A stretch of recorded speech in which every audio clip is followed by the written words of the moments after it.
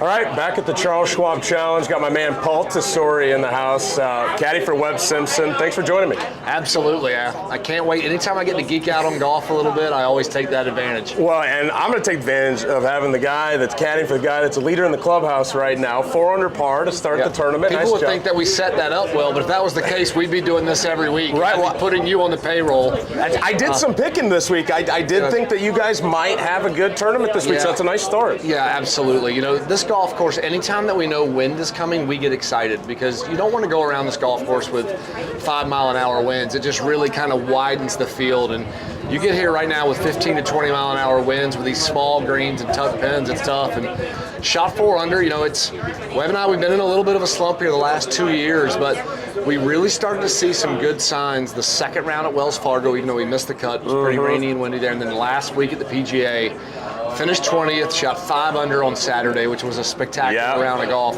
And I really thought going into this week, and I know he did too, that all of that's kind of behind us now. Now it's time to kind of just climb up that ladder slowly but surely. And this is a spot he's had success in the past. I think he's had 3 top 5s here.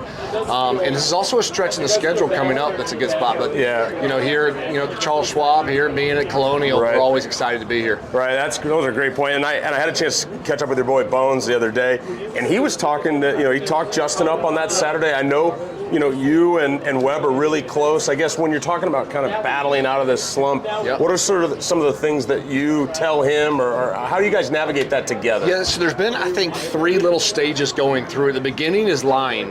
Just flat out lying to your guy, like, hey, buddy, it's right around the corner. We're ready to go. Hey, you build him up, even though there's really not a whole lot of validity behind it, but you're trying to keep it there.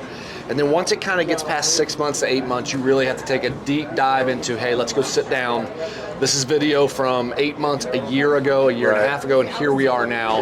We got to start marrying this. And then you get kind of that flat line where you're really excited and nothing seems to come about it. And Webb's had 2 pretty drastic injuries. He hurt his neck. We lost 7 weeks because of that. And when he first came back, first week back was TPC Sawgrass. Cold, blowing, very windy, and then since then we just had a lot of really bad weather that keeps following us. So you try to stay patient, but it really wasn't until, again, the week before the PGA, we had a little time off. I flew up to Charlotte, and we just worked on a couple of moves. Butch had given us, we work with Butch Harmon once or twice a year, and Butch has been great for us. He just said, hey, let's just get some more rotation, let the club go way inside again. So Webb's always kind of had a really inside move. He let it go back inside, which is comfortable for him, and immediately the ball flight started to come back down, and we're trying to work more and more on that. But today it kind of got a little bit steep a few times again. We hit a few balls after and kind of right back into a good spot. Track. I know years ago you made this decision to go work for Webb, and you really thought long and hard about it. I did, And you guys had a ton of success, won a U.S. Open, won a Players' Championship together. When you look back on that decision now, what comes to mind? Well, it's crazy because my best friends in my family said, you're an idiot, what are you doing? Webb was ranked 213th in the world, and I had an offer from a guy top 5 at the time and another guy in top 20 in the world, and it looked like those were the right avenues to go. But for me, every relationship I had out here, VJ, Sean O'Hare, Jerry, they lasted about 3 years, and I wanted to find one that could be a much long-term, a bigger long-term solution. And when I first watched Webb, again, 213th in the world, I was like, oh no, what have I done? And I wrote down some goals that year, which were, I hope we make $2 million, 7 top 10s, and he made 9.3 that year and won twice, had 12 top 10s. There we go. There we go. We're ready to go. So, he obviously showed his talent level then. And I look back now, and I think it was probably more of a God thing, to be honest with you, for me at the time. I just kind of trusted my faith and prayed about it. And what came out was like, hey, let's go give this a try. And let's see what happens. And it shows, I don't think there's going to be anybody calling out to me and saying, hey, can you go and let's see what you think about this player? Because I didn't think Webb could probably achieve the things that he has. But he's got an incredible mind, and obviously really talented hands too. So it was a good decision that I was fortunate to make. And I want to ask you a little bit about your playing career, because I think that would maybe help you make a decision like that, because you kind of probably have an eye for talent. But when we talk about all those guys you've worked for, tournaments you've won, what's your favorite caddy memory? What comes to mind? Yeah, so for me it's going to be with Webb. So worked for VJ, had a lot of success with VJ, but it's a hard job. He's still a friend of mine to today, but it's a tough job. And so there were some struggles that were in there. Did well with Jerry and with O'Hare. President's Cup team with all of those guys. Won tournaments with each one. But for me, the first step was the 2012 U.S. Open. I hadn't won a major with Vij. He won 2 before me and then won 1 after. Yeah.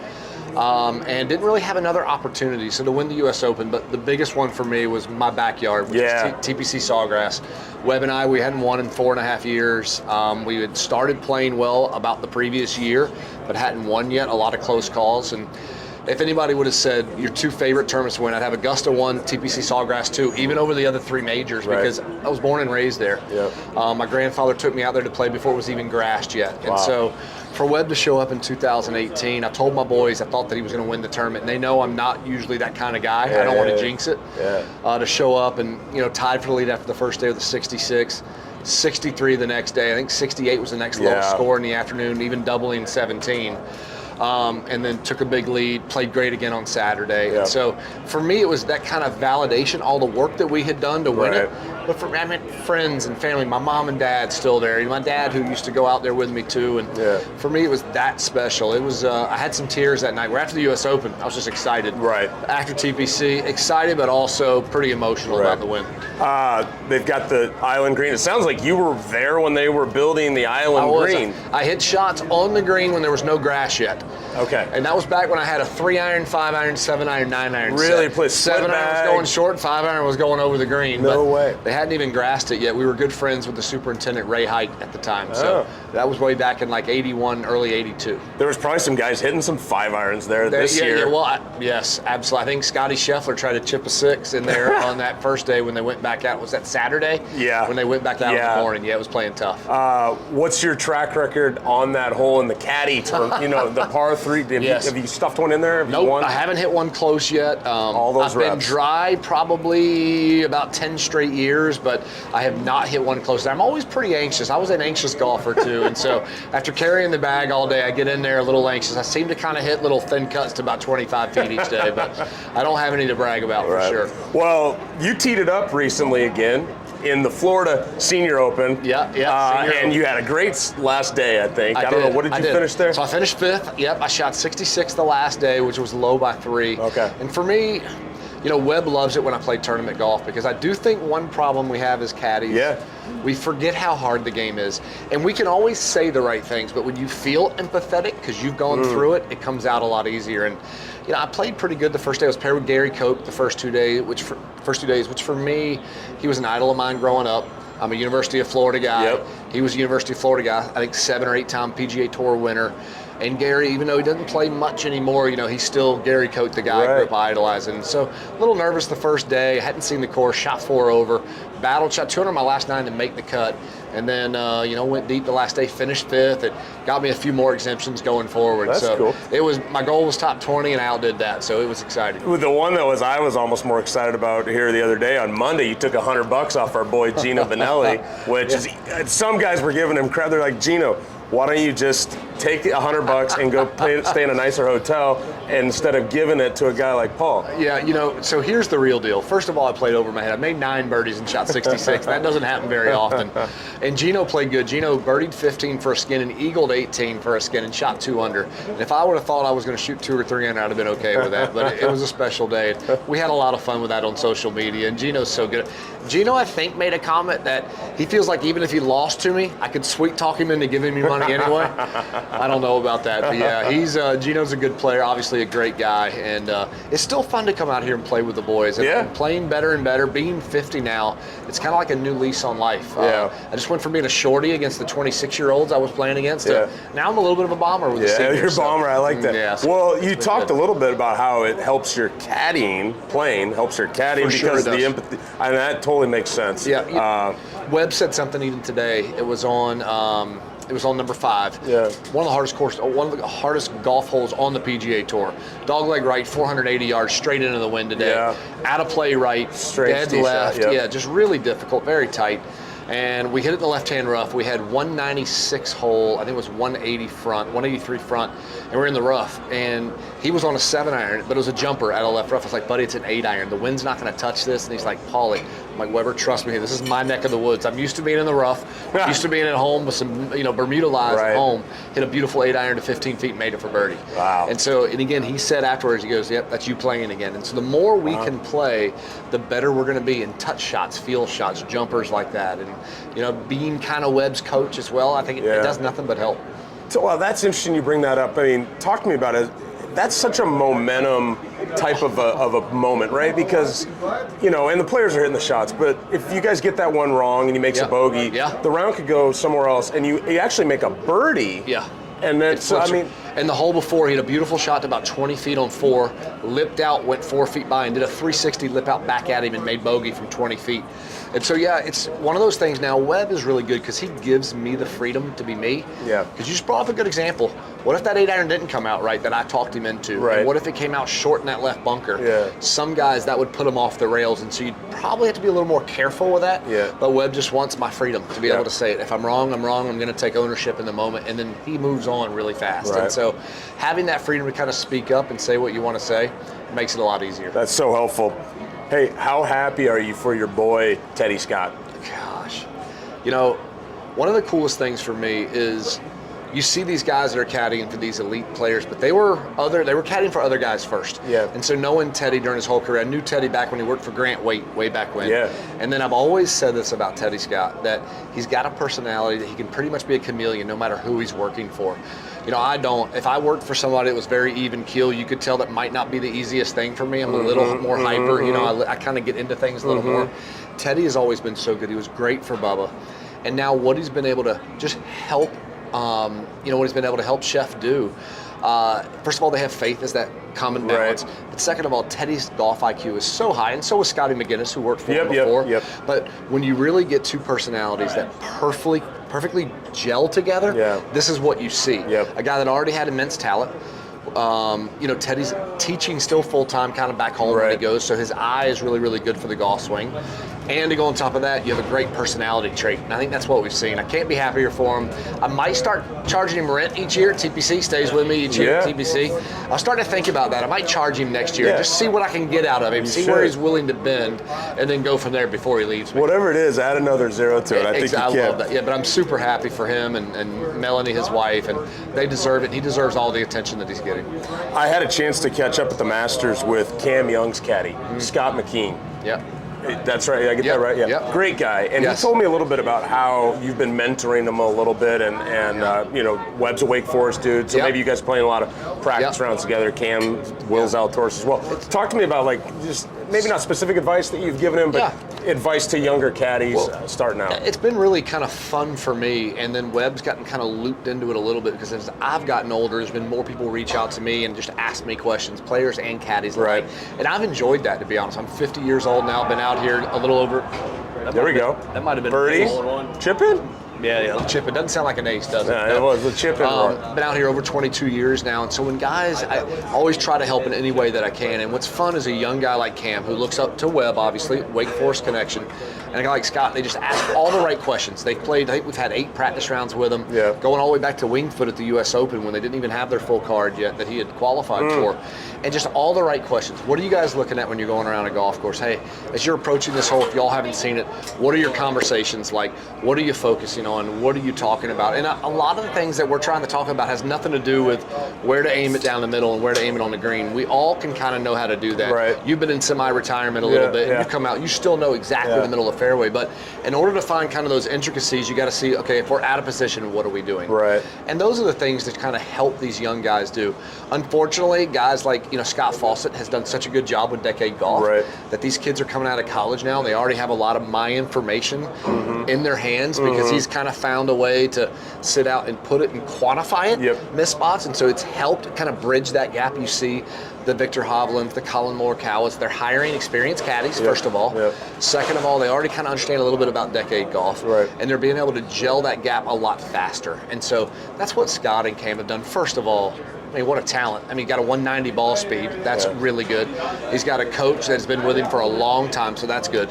Scott has taken his job extremely serious. And that's the one thing I tell the guys. Like, guys, if you're first out here, outwork me. You need to outwork me because I know more than you know. So outwork me, and they do. They go out there and work. And, you know, any type of business that you're in, it doesn't matter what it is. It doesn't matter if it's Charles Schwab. It doesn't matter if it's out here in golf course. It doesn't matter what business you're in. The more money is in something, the higher the professionalism that's in it. The explosion as far as the caddy profession in the last 12 years has been insurmountable. I thought that there was maybe 8 to 10 guys that I would have considered elite a dozen years ago, and now I'd say that's probably 50 or 60. And it looks the same way even in as far as the golfers. I mean, the depth on this tour, it's ridiculous. We will play with these rookies that are coming out, and they're not afraid. Cam Young, again, 5 top 3s this year already. And the Morikawas, the Hovlands, you know, the Wolves, all these guys that are coming out and they're ready to go right away. And it's just, any profession there's a lot of money in, you're going to have the professionalism step up, and we've seen that. That was one of the things that when I came out on tour first, 2007, and I was immediately struck by the level of professionalism, but also the friendliness of people. So everybody's like, hey, we're here to do work, let's have some fun, but we're working. So and anything you need, come and ask. Exactly. And we'll help you out. We'll help you bridge that gap. I've asked a lot of guys on our podcast, Under the Strap. I sometimes end with a question. I can't remember if I asked you this when I had you on. I'm nervous now. Hey, so you're in the final round of the U.S. Open, you're playing. You got a 1-shot lead, go to sleep, your caddy calls, he's like, man, I was out last night, I broke my leg, I can't go tomorrow. Who are you going to call? And your name comes up a lot, which isn't surprising. I have people on the payroll. I kind of slide money every now and then just to kind of get that, so that makes me look better, so that's good. People say they want Paul Tesori on their back, but if you're in that situation, who are you going to give a call to? So a guy probably not as well known, Chad Reynolds. Chad Reynolds won a FedEx Cup with VJ back in the day, got Tom Pernice to the Tour Championship as well. Him and Nick Watney had a bunch of wins together, and now Chad's with Cameron Champ.